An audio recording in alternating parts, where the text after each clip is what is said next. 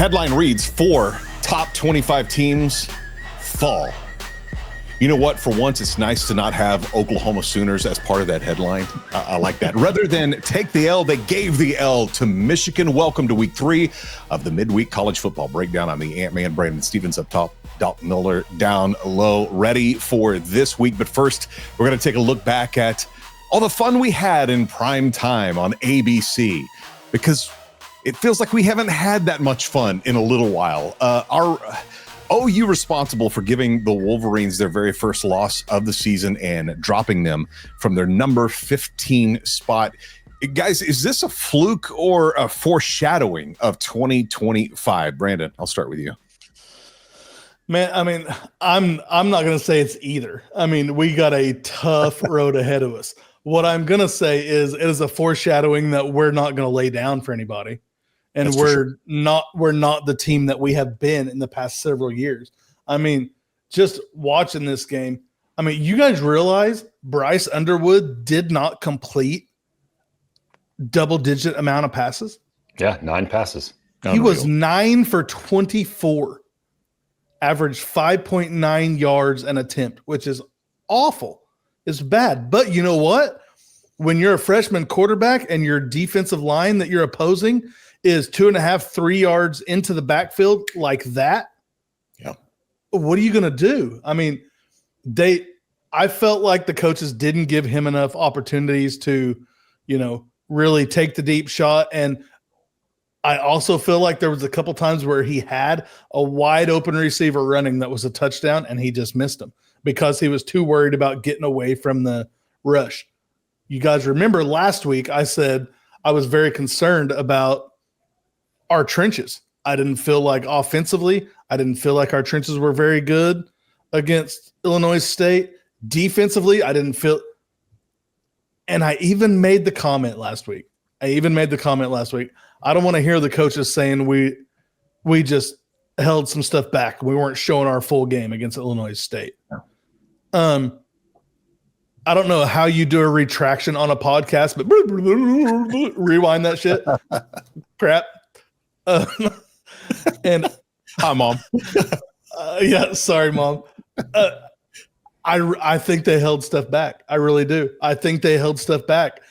I think they held back some blitz packages. I think they held back some defensive line stunt packages. Our defense is probably the best defense I've seen there in at least a decade, if not longer. I mean, they were all over everything. They had one missed play, and Venables said he put them in the wrong formation. Venables took the blame for that one right after the half when Justice Haynes broke the 75-yard touchdown. Take that 75 yards away from them, and they had 213 total yards on the night. A Big Ten Power 5 team 2 years out from winning the national championship. I get it. They're only starting like 2 of their 5 offensive linemen, even from last year. But they lost a lot. I get that. But it was just nice to see a dominating game. I mean, John Mateer, we finally have a quarterback that has an offensive line that is capable. Offensive line doesn't have to be great. We don't have to have a top 5 offensive line in the country or a top 5 offensive line even in the SEC. We just have to have a capable offensive line. John Mateer was really good. One stat I want to bring up on John Mateer is during blitz packages from Michigan, he was 8 for 13 for 156 yards and a touchdown. And he had several runs that netted positive yards. He's also the leading rusher. I mean, it was nice to not ever really feel in that game, in my mind and in my household while we're watching this, not ever really feel like, this is too close of a game. Yeah. Because in my opinion, you look at it, we dominated the whole game except for some dumb mistakes. Let me ask you guys a question. If I would have told you in last week's podcast that OU was going to give up a 75-yard touchdown run, was going to lose the turnover battle by 2 and wasn't going to have a 100-yard rusher, is there any chance that OU wins this game by 2 scores in your mind if I say that? More than likely not. Yeah. I mean, especially without knowing what John Mateer is capable of. Right. So now that we know, I mean, it makes sense. But yeah. Now that we know, it makes sense. I have become excited about this season. I know I told you guys when we started this that, look, seeing is believing for me, and I'm not making a choice or a decision on what I think about this team until we actually prove something. I don't know how good Michigan really is. So I'm about 75%. I think we're going to be good this year, and about 25%. I want to see it some more, not just in a 1-game sampling. But man, I'm not going to lie. And I think I texted this in the Brain Trust. I'm not going to lie. On Sunday morning, I woke up and I was like, man, it's so nice to wake up after a big win, knowing that I see a positive future in the outlook. Yeah. Dalton, I'll go to you on the same question. Fluke or foreshadowing? What are you thinking? I'll say I don't think it's a fluke, because I think that this team is here to play. Because when I think of a fluke, I think of an accidental win. Like a oops. And even if Oklahoma's, you can't predict what's going to happen in the schedule. You mentioned it early in the podcast. Every single one of our SEC opponents are currently ranked. There are going to be some tough games ahead. And just because you lose those games, that doesn't mean Michigan's a fluke. What's gonna make this Michigan game feel insignificant is if they don't take care of business at 11 a.m. on the road at Temple. If they come out and struggle against Auburn at home and struggle against Kent State, because now you're looking ahead at your SEC schedule like, frick. It's going to get tough. But I don't think it's a fluke. But I'm not going to be a guy that, I mean, I had 3 people text me just today. A friend called me on the way home. He's a Nebraska fan, and they have Michigan in 2 weeks. And he just said, is Oklahoma the real deal? Like, it looks like they're college football playoff contender. And I'm like, slow down. We beat Michigan, who I think is a very good team, but I think Michigan is going to be a better team in a year or 2 years, because 100%. They replaced a lot of dudes. You spent a lot of money this year on your quarterbacks. So next year you're going to have to start spending money on guys around Bryce Underwood. Yeah. So I think Michigan's going to get better in the future. And like he said, you lose the turnover battle. You give up a 75-yard touchdown run to Justice Haynes. It's not really a recipe where you should win, but this team, this defense is good. Yeah. I left two out of that. You rough the kicker in the end zone that's punting. Our special teams sucks. And you miss a field goal. Yep. Our special teams was not good, just in general. And there were just multiple reasons Oklahoma shouldn't probably have won the game. But honestly, 24-13, I felt like we were up 3 scores the entire night. Even after the touchdown run, I wasn't worried, because I was confident in John Mateer. Even after his interception, I was confident in John Mateer. So I don't think it's foreshadowing to what we're going to see the rest of the season, because I'm going to go week by week. But I don't think it's a fluke, because I think that this team is preparing well. I think they're focused right now. They're showing us that they're focused. We're going to find out. Are they looking ahead to Auburn, or are they focusing on Temple right now? Because that's the number one thing. Yep. A couple other stats to me that are crazy is Michigan was less than 25% on third down conversions, 3 for 14 on third down conversions, which is awful. Where OU was over 50%, 9 of 17. There were a couple of plays where, John Mateer pulled some Houdini stuff and got out of what we thought were sure sacks. Yeah. And I mean, the one he hits Satania streaking down the side, or was it Satania? Incredible. Yeah, it was Satania. Yep. Throwing that was the sideline. He made up for his muff punt. Yeah. With that catch. And then they called him out at the 14, which there is zero chance that you definitively can overturn that he was out at the 4-yard line. Still scored that drive, though, so we're chilling. We did. We still scored a touchdown, so it didn't make me too mad. But, I mean, the 9 for 17 from third down efficiency, to me, was awesome. I mean, John Mateer averaging almost 8 yards per attempt, 21 for 34. I mean, yeah. Here's the reasons that I'm not like, I think that this team is a playoff team yet. Obviously we've mentioned it, our schedule, it's brutal. So you have to come ready every single week. Yep. But I'm still nervous about our run game, and I hope that it gets better throughout the entire season. But we didn't have a running back to have more than 9 rushes. And I'm not saying we have to have a 100-yard rusher, but under the DeMarco Murray era, after Kennedy Brooks, we've just yet to give one guy the RB1 position. We rotate through backs so much. And Kennedy Brooks was really the last featured back, and that I can remember. Maybe I'm wrong on that, but I think he was the last featured back that we had. And when you put Barnes for 6 carries, Blaylock for 9 carries, Ott for 4 carries, none of them are able to really find a rhythm through the game. Even if that means in the first or second series, they struggle, they take some hits in the backfield, they're not finding their holes, they can't get a flow of the game. And the other point of this, and I know we talked about this a little bit earlier today in our text, but I'm not a believer that we can rely on the John Mateer run game all season long. If he is a running quarterback, that this is going to be part of our offense, maybe he proves me wrong. That's fine. But he took some hits against Michigan. He's going to take some hits in the SEC.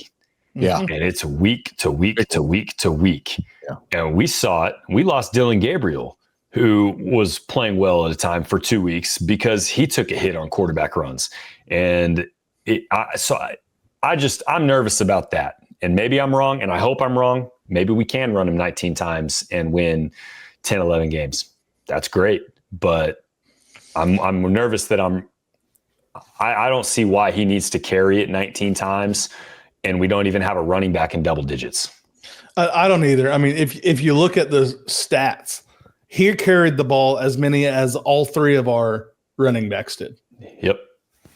He carried the ball as many times as all 3 of our running backs, which to me is just doesn't make sense at this point, this early in a long season. I understand this game was very important. So, and in Ben Arbuckle's post-game press conference, he said as much. He said, we're trying to win this game. We're worried about this game. We're trying to win this game. And Mateer is a very willing runner. He wants to do whatever it takes to win. And I get that. But I do feel like the offensive line needs to step up a little bit more, and we need to be able to create some holes for our running backs.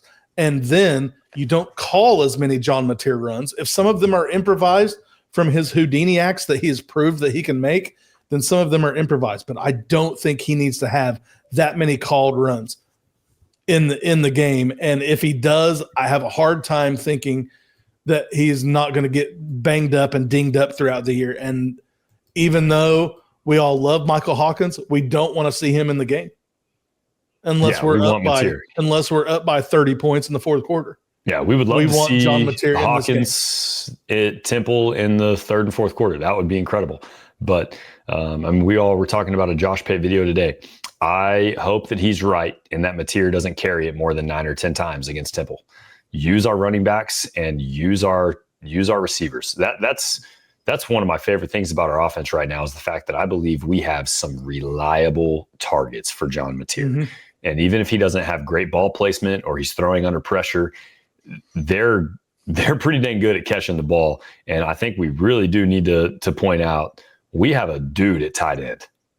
Yeah, we do. Dude, I love Jaron Kanik. He is. I couldn't stand him last year at linebacker, but I love him this year at tight end. He is catching everything that comes his way. He's throwing blocks. He's leveling dudes. He's physical. He doesn't care. Like, he caught one against Michigan over the middle where he got hit by 3 dudes the moment he caught it. He's not even paying attention to where they're at. He's only focused on the ball. He does not care if he's getting hit or taking contact, and he just hops up like nothing happened. He is tough as nails. I think that's a lot of his linebacker pedigree because he's physical. That's the point of a linebacker. Be physical, make the hits.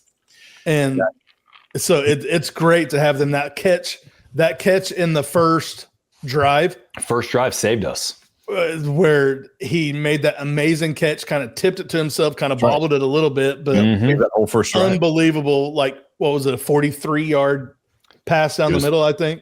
31 yards. Unbelievable. Like, I am loving this dude after last week, after the first possession, when he caught that ball and then fumbled. I was like, oh, God, get him out. But a whole lot better, for himself too. A whole lot better chance of him playing on Sunday in this position than him playing linebacker too. Yes, 100%. Yeah, 100%. And 1 or 2 years can do that for him. If you find yourself if the NFL sees a physical linebacker that can also run routes. I mean, he was a 10-4 100-meter dasher in high school. Dude's fast. I had an Aggie friend of mine, A&M Aggie, not Oklahoma State. He said, just unprompted, he sent me a voice message that said, I know it's only been 2 weeks. John Mateer is the best quarterback I've seen on TV so far this year. I don't have an argument with that so far. Right. We are going to get to Oklahoma Temple. And if we see him run that much at Temple, then we'll have a different conversation on this podcast next week. But we're going to get to the Oklahoma Temple game coming up here in just a little bit. First, we got the good, the bad, and the ugly. Unfortunately, not a lot of good and a plethora of bad and ugly this week. We're going to start with Baylor versus SMU. Double OT win for Baylor, knocking off number 17. That's one of the 4 top 25 ranked teams that fell this week. Baylor with 440 passing, 161 rushing, 2 fumbles, and 0 interceptions. Dalton, I want to start with you here. Good, bad, and ugly on this game. Man, the good has to be Sawyer Robertson and the offense. 440 yards, 4 touchdown passes. Josh Cameron, 9 catches for 151 yards and 2 touchdowns. Ashton Hawkins, 10 catches for 145 yards. Like, they were just all over the place offensively. And it's wild because you're down 14 with under 9 to play in the fourth quarter. And you're thinking, wow, there's no chance we're beating a top 15 team. I mean, this is going to be hard to do. And Dave Aranda has just not had a great history at Baylor, but man, that's got to be the good. That the fact that they were able to show some grit and come away with a double overtime win that needs to be a signature. I mean, that needs to turn into a signature win for Baylor. That has to. They need to use that momentum and start building from there. The bad, there's honestly some bad for both teams because SMU probably shouldn't have lost that game. The defensive struggles were awful on both sides of the ball, but you look at Baylor, they give up 2 early 75-yard touchdown passes, 2 of them. That's awful. Yeah. I mean, that's some Alex Grinch type stuff where we're like, what the heck happened to Speed D? And then the 4th down failures for Baylor. They were aggressive early on the offensive side of the ball. They went for it inside Smooth's 30-yard line. And that just gave away all momentum. So like the fact that Baylor won this game is crazy to me because they had a lot of bad early in the game. But then the bad from SMU, special teams, you miss a field goal, Colin Rogers. Now it was a 57-yard attempt. That's a long kick. But then he also misses a 38-yarder wide right. So now he's missing 2. There's no confidence. Hard to win games when you can't make kicks. And then I'll go with the ugly. You leave Dallas in frustration. You're not supposed to lose to Baylor. You're an ACC team now that is trying to prove you're a Power 4 team, and you lose to a bottom Big 12 team. That's ugly right now when you need momentum from the media, the voters, the people who see you as a true playoff contender when they ranked you high early in the season.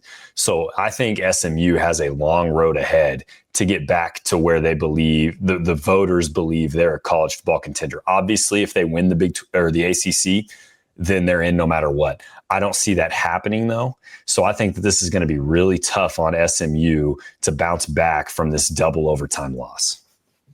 All right, Brandon, to you, GBU for you.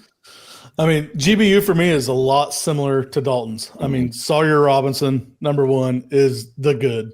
Guy threw for 400 yards, 4 touchdowns, and 2 amazing touchdown passes in the last 6 minutes to force overtime in the come from behind overtime clincher, right? Wasn't one like it was like a 35-yard pass with only 30 seconds to go. I think that was like, it was a long touchdown pass to send it to overtime. No doubt. And I mean, this marks his 3rd consecutive 400-yard passing game. Patrick Mahomes, RG3, and Brandon Weeden didn't do that. Well, I was looking up earlier. I was curious just because the offensive both sides, they still didn't pass the Baker Mahomes game in 2016 where there was 1,400 total yards of offense. But no, that was crazy. But this game, just the offensive explosion was crazy. But 400 yards passing 3 games in a row is insane. Like that's crazy. Yeah. That's the good for me. I mean, Sawyer Robertson, as great as Baylor may not be and as good as they may not be, he can put them in the Big 12 championship game. I mean, if we think about it, they don't play Utah, Iowa State, or Arizona State this year. They don't play those 3 teams this year. So they very much could be in the Big 12 championship game if he can keep up this.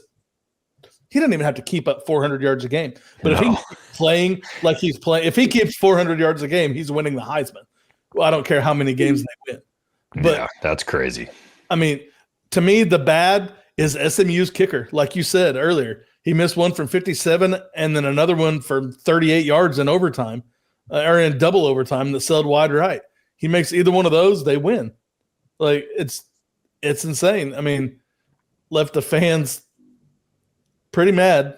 Saw one of them that had his foam finger and was like, but I mean, that's bad. You got to have a kicker. We need a kicker.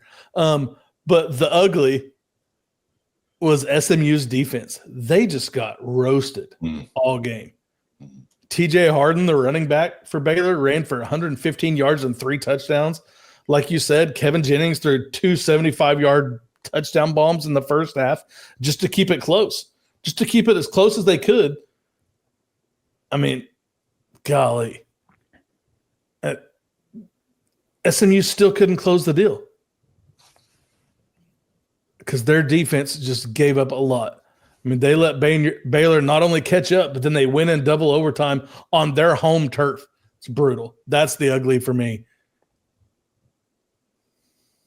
B, we'll stay with you for the next one. USF knocking off number 13, the Florida Gators. USF 263 passing, 128 rushing, and they had 0 turnovers as well. Good, bad, ugly. What'd you find here? Man, I honestly, there's not a whole lot of good in this game, so I'm kind of stretching for this. But I mean, South Florida cheerleaders. Maybe from South Florida, probably pretty. I didn't look that far into it. Okay, I should have though.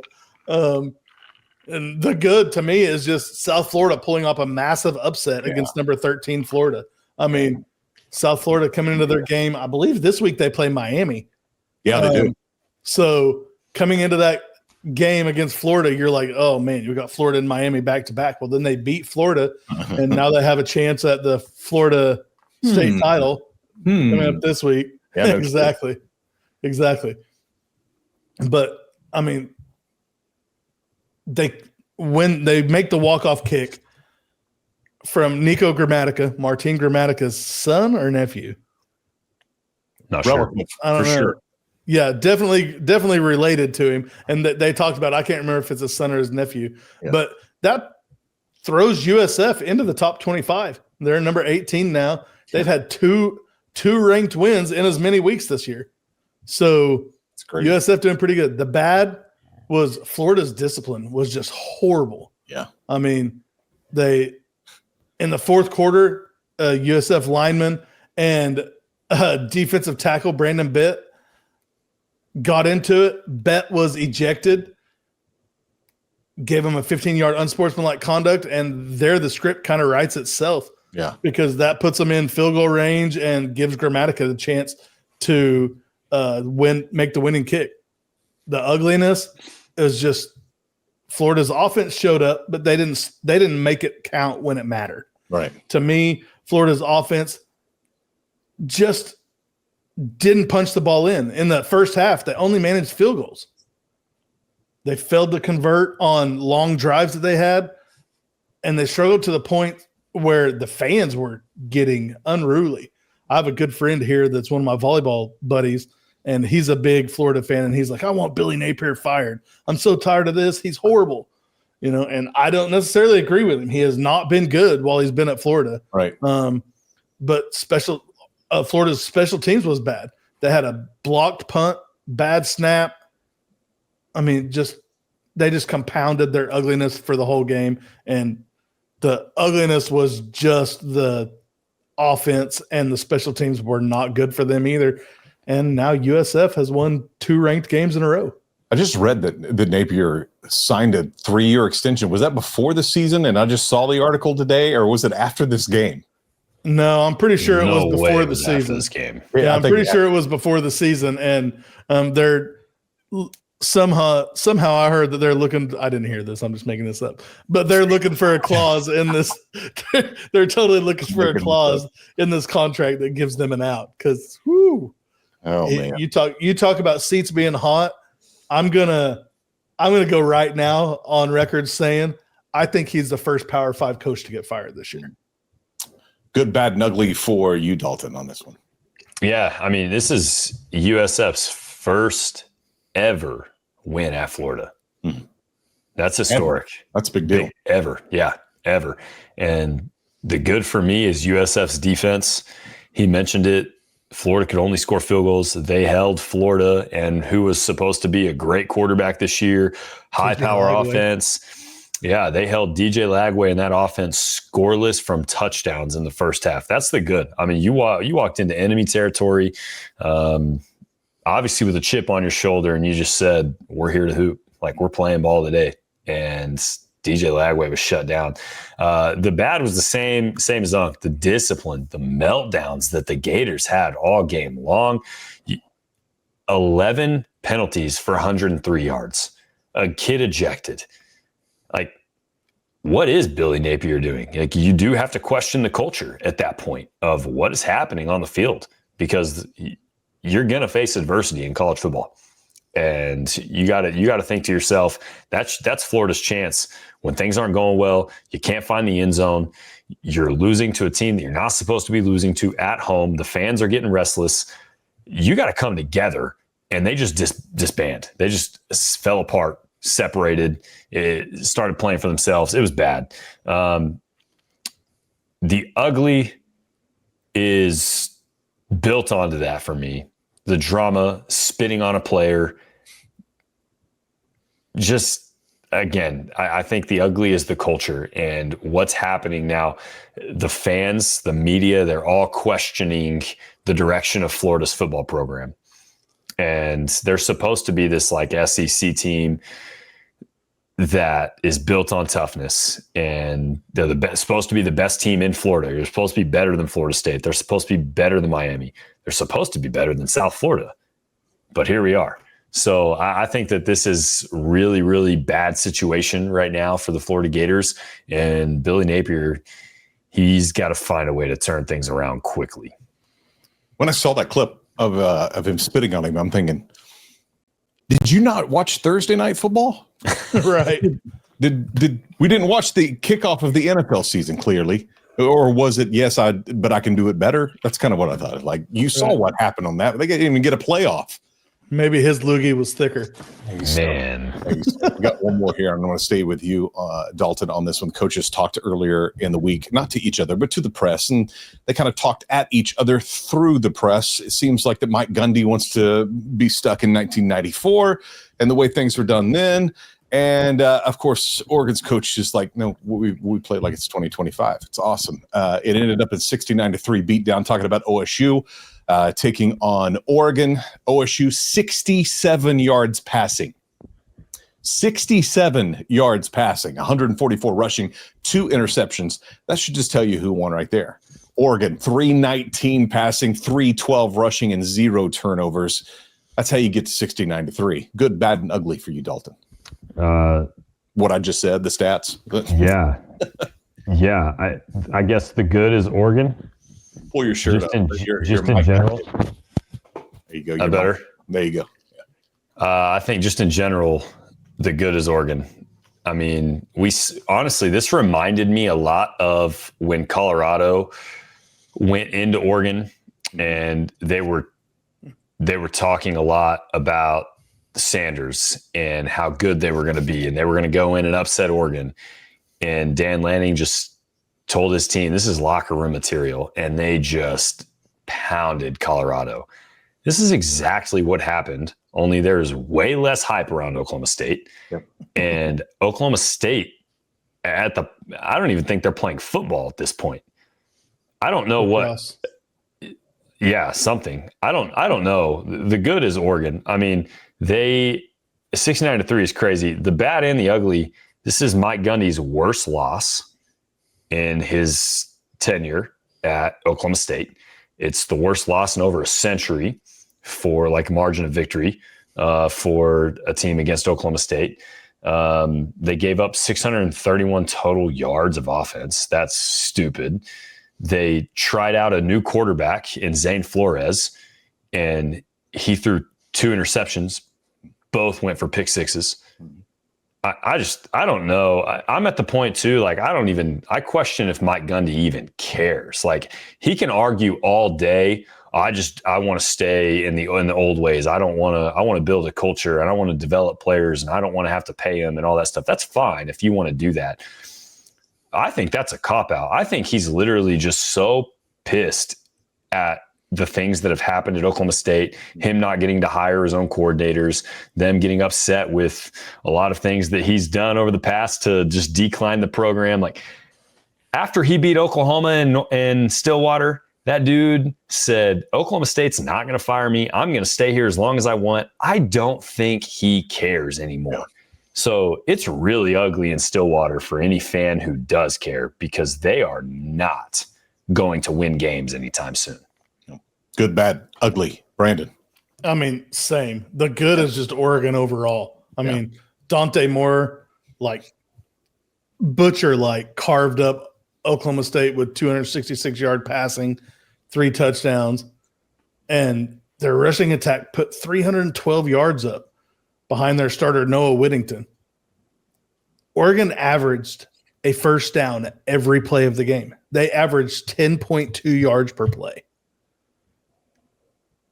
And then their defense, holding quarterback Zane Flores to just 67 yards. Like Dalton said, 2 pick sixes in the third quarter. And they just forced constant 3 and outs. Like, Oklahoma State had 0 chance in this game. 0 from the very beginning. The bad is, like Dalton said, this wasn't just a loss. This was a full-on, epic meltdown. 69-3. Not just embarrassing, right? Brutal. And Dalton made reference to this, but it's the worst loss in the program's history since 1907. 1907, the worst loss in Oklahoma State history since 1907. We're talking almost 120 years. I mean, and then the ugly is just, you realize Oklahoma State has now racked up a 10-game losing streak against FBS opponents. Wow. Because they didn't win a Big 12 game last year. Yeah, I mean, that's their first. They've won 1 in their last 11 because they won their opening game. Right. They racked up 10-game losing streak against D1 FBS schools. Wow. It's obviously the longest stretch in program history. And they gave up over 600 yards and only mustered 211 for themselves. It was just a systemic meltdown from the top to the bottom. And I know Haas Haney wasn't able to play. He got injured the week before. And so Zane, I don't think it matters. Yeah, it doesn't. It didn't. I don't think it matters. And I'm starting to wonder if maybe we hadn't really been talking about Oregon enough. Yeah. I don't know that Oregon is really getting enough publicity or enough. I've heard a couple guys say that since last year. I mean, they really didn't say much about him in the preseason or even now. And it's like, hey, we kind of forgot about Oregon. in all We'll of that. find out soon. I mean, they've got Penn State here pretty early on. That also happens with West Coast teams for the core of America and especially East Coast. The games are on so late normally. And here's the deal with Oregon, too. After their Penn State game, they really have a weak Big Ten schedule. So we'll probably be talking about Oregon as the season goes on because they're on a path to be in the Big Ten championship game if they can get through Penn State. Problem is they got to go to Happy Valley, which is going to be really tough. But still, that's their only really tough game in the Big Ten looking at their schedule. Yeah. Because I'm not a believer in Indiana yet. I'm not either. I mean, we said that all year last year, and then they ended up being a really good team last year. Yeah.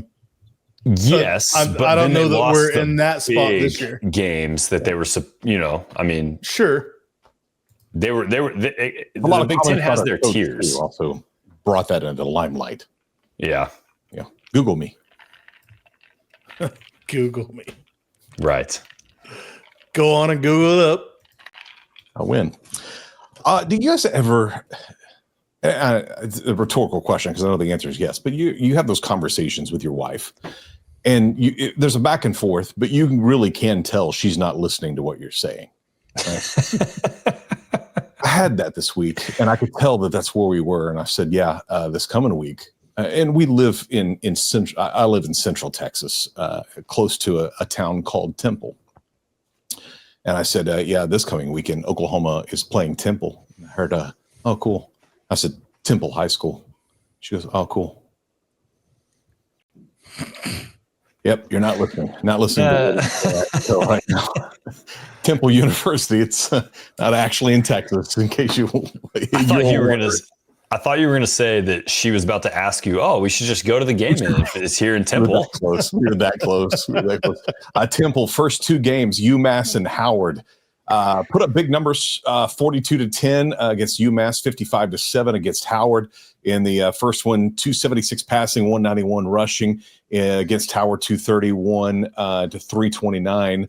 231 passing, 239 or 329 rushing. Both numbers on big numbers on both sides of the ball. However, UMass and Howard are not Oklahoma. However, we have to be sure that Oklahoma doesn't just look past this game to Auburn, because that could be the worst case scenario. Looking ahead to Saturday, this weekend, Oklahoma playing Temple. Brandon, I'll start with you. What are some keys to this game?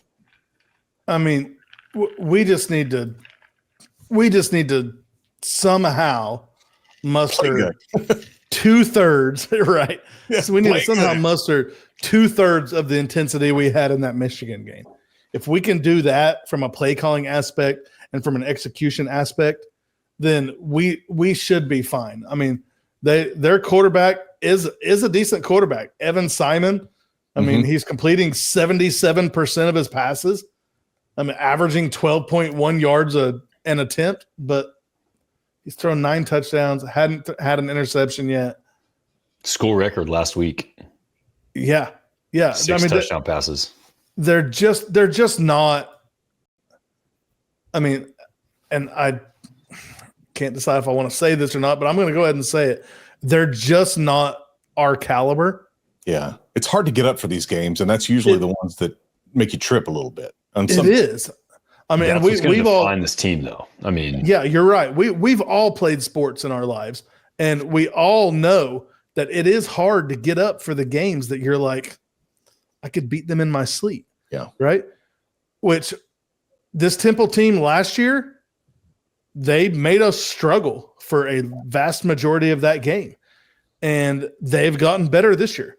They're even better than they were last year. Because we, by design, didn't move the ball down the field. Right. That's what the coaches said. But we were also, I know this is multiple years ago, but we were also close. It's going back to Tebow days.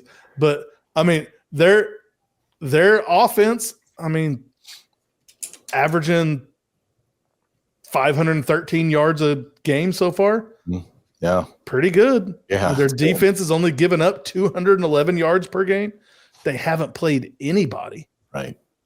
But I mean, it's going to be a game. It is. It's going to be a game where if we come out and execute, and we just even execute half the time, then it shouldn't even be close. Yeah.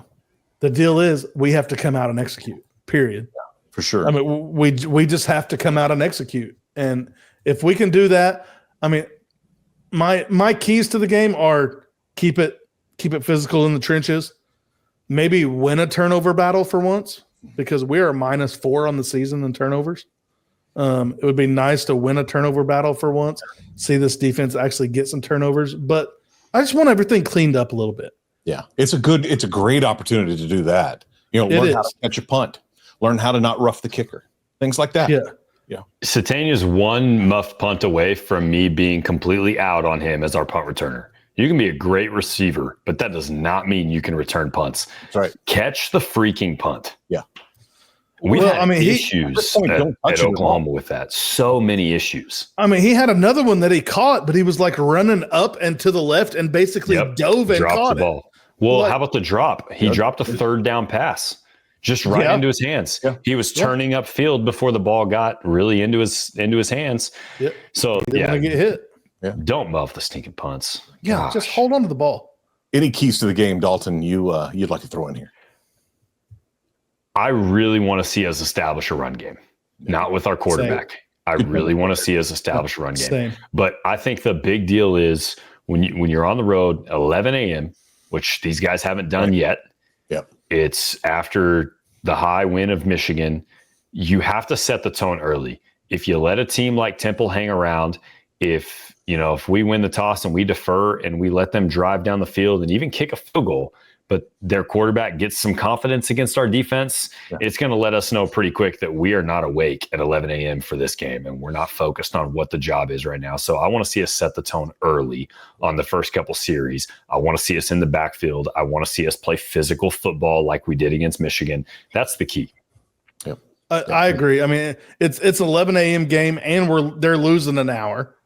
So I know. That's right. Yeah. I know if we're flying to Florida, I don't care about losing an hour because I'm going to, go do whatever. But my body is definitely not in that shape. I know they're in better shape, but I know they also have a much more physical routine and a much more strenuous activity to take care of. I mean, just don't come out slow. Come out strong like we did against Michigan. Yeah. Come out strong. Drive the ball down the field. Yeah, against Illinois State, we went 3-and-out on our very first series. Yeah. I don't want to see that against Temple. Yeah, same. Yeah. Picks from last week. So it looked like this. You picked Baylor over SMU, and that gave you the advantage because the rest of them looked exactly the same, including one that you both missed, and that was picking Florida over Southern Florida. And that put Brandon, you at 6, Dalton, you at 5. Then we got to the master locks, which Brandon hit. And Dalton, you almost did. You were half a point away. 0.5, baby. The totals right now sit at this: Brandon 17, Dalton at 14. Going into picks this week, starting off with Texas A&M headed to South Bend versus Notre Dame, 6:30, NBC or Peacock, whichever one you like to watch. Dalton, start with you. What do you got here? I'm going to go with the upset here. I think I like Texas A&M to win on the road. We don't know enough yet about Notre Dame. I did like the quarterback, but I think that A&M has some confidence coming into this game. I do like their offensive coordinator. I think that they have something going there. I'm going to go with A&M to continue strong, start 3-0, and take the win on the road. Brandon? I'm picking A&M as well. Marcel Reed is a heck of a quarterback. Dude's fast. I mean, he's completing almost 70% of his passes so far this year. And Carr, I just don't know about CJ Carr at this point. I mean, he's only thrown for 221 yards. They've only played one game, but that was the game lost to. That was the game they lost to Miami 27-24. But if Notre Dame has a chance in this game, they have got to get Jeremiah Love touches and get him rolling out of the backfield. Real quick, was he hurt against Miami? No, they just didn't use him. He had 9 carries. He just didn't have any yards. He didn't go anywhere. They got to get him going. 9 carries. Well, I know, but I mean, you still 9 carries, and I think he averaged less than 2 yards a carry. Like at some point, I don't want him to keep handing the ball off to him if that's the case, but he's the best player on their offense, in my opinion. They've got to figure out a way to get him going. We just talked about whether we talk about them enough. Brandon, staying with you, Oregon versus Northwestern. This is the big noon kickoff game on Fox on Saturday. Who are you picking here? Oregon's going to slaughter Northwestern. It's not even going to be close. Oregon is rolling right now. We saw what they did against Oklahoma State. And I mean, I don't even have to explain much of that. Oregon is going to kill Northwestern. Dalton? Oregon. Yep. Okay. That takes us to Dalton, Georgia versus Tennessee, 2:30 on ABC. This is a tough one. It's very. I think I'm going with Joey. I think I'm going to go with Tennessee in this one. I think Heupel is going to get it done. I think their offense is flowing a little bit better, even better than what it was under Nico. He fits it. Joey just fits this team a little bit better. And I thought Georgia, even though they're winning, they just don't look the same to me yet.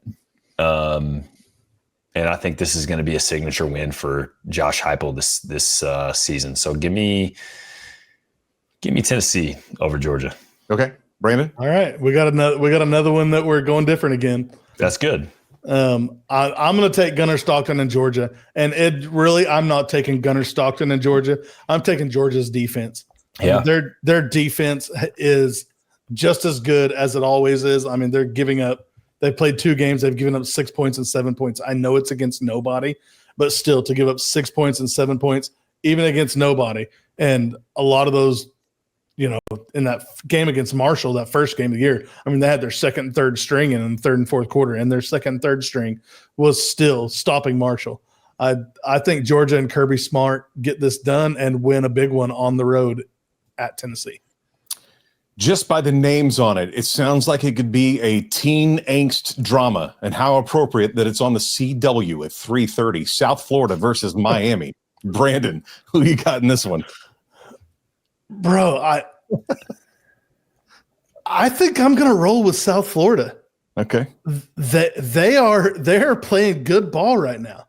I mean, they weren't great against Florida's defense, and I know Carson Beck has been playing really good for Miami. He's 42 for 55 with 4 touchdowns thrown for 472 yards. Brown, the quarterback for USF, has thrown for more yardage by 1 than Carson Beck has this season. I'm going to take USF in the upset this week to upset another ranked team. Canes or Bulls for you? Dalton. Canes. I'm going with Carson Beck. I think that USF caught Florida at the right time. I think that there's some leadership problems at Florida. And yes, they were able to defend against Florida, but at the same time, they struggled scoring. I mean, it was fairly low scoring for the most part of the game. So I just think that they caught Florida at the right time. I like Carson Beck. I like this offense. They're cooking right now. They're confident right now. Carson Beck's playing with a chip on his shoulder from the move from Georgia to Miami. Give me the Canes. Still odd to me that CW is becoming a sports network. Yeah. Name. Dalton, stay with you on this one. Pitt headed to West Virginia, 2:30 on ESPN. That feels more like it. Who are you picking in this one? I think I'm going to go Pitt. Okay. That's my coin flip one too. I think I'm hitting Pitt as well. Pitt. Okay.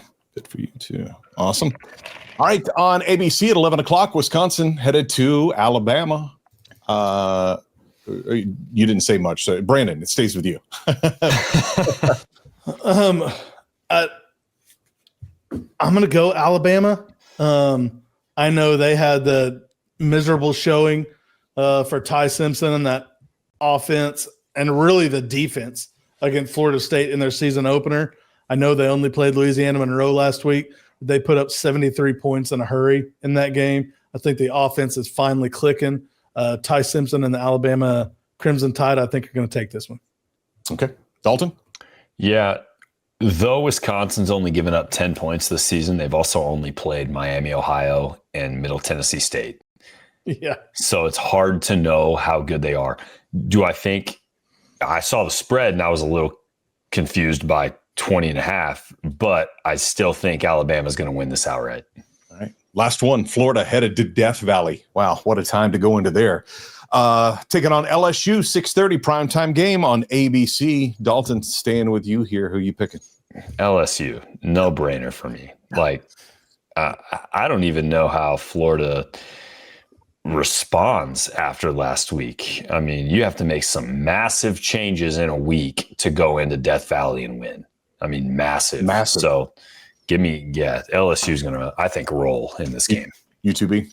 Yeah, I think so too. I mean, and you look at Florida's schedule, it doesn't get any easier. Their next 4 games are all versus ranked teams with LSU, Miami, at LSU, at Miami, home against Texas, and at A&M. I mean, they're going to struggle to win games this year. You got to put LSU in that win column. Time to round out the show with your master locks. Brandon, staying with you. Who are you picking for your master lock this week? I am going to take Georgia Tech to upset Clemson. Clemson just is just not playing good this year. I mean, they're not playing good. Cade Klubnik, he has 426 yards passing, but their rushing game and their defense has just not been what it typically is. And Georgia Tech's playing really good right now. I love Georgia Tech's coach. I'm going to say Georgia Tech at home beats Clemson and gives them another loss early on in ACC season. So I'm going to take Georgia Tech to cover those points. Dalton, master lock for you. I'm going to stick with the A&M Notre Dame game, and I think Texas A&M can win this outright. I like Reed. He's their leading rusher. He's passing the ball well, averaging 8 yards per pass. He's got 7 touchdowns on the season. I just don't know yet about Notre Dame, and they're going to have to prove me wrong, and I think that Texas A&M is probably the better team in this one, and not only do they cover, but they get the win. It's going to be fun having an 11 o'clock game this week. I mean, it's been good having like all day, but for the sake of my marriage, it'd be nice to get the game out of the way this week and be able to do honeydews later on. Last week sucked with game day being in Norman at 8 o'clock in the morning, over at 11, and then you got to wait till 6:30 to watch the game. It does suck, but man, I still hate 11 a.m. kicks. Do you? I hate them in big games. I don't hate them in games like this. As long as it's not on. I just feel like it's a lot easier for your team to get up for a night game. I mean, I enjoy watching college football all day and seeing the craziness and the upsets and everything that's going on, knowing, okay, good thing is my team hasn't even taken the field yet. There's a good slate of games this week. Yeah, absolutely. Saturday ought to be a good watching day. They're much better than last watching day. No doubt. Last week I was struggling to find something to watch. And that's another thing. If we're playing at 6:30, but they're great games at 11 and 2:30, it makes the day easier. It does. Right, but there wasn't last week. No. So it made it so long. That's right. Guys, it's been really fun. You know what they say, right? The weekend is good. But the CW's better? No, but the midweek is better. And boom goes the dynamite.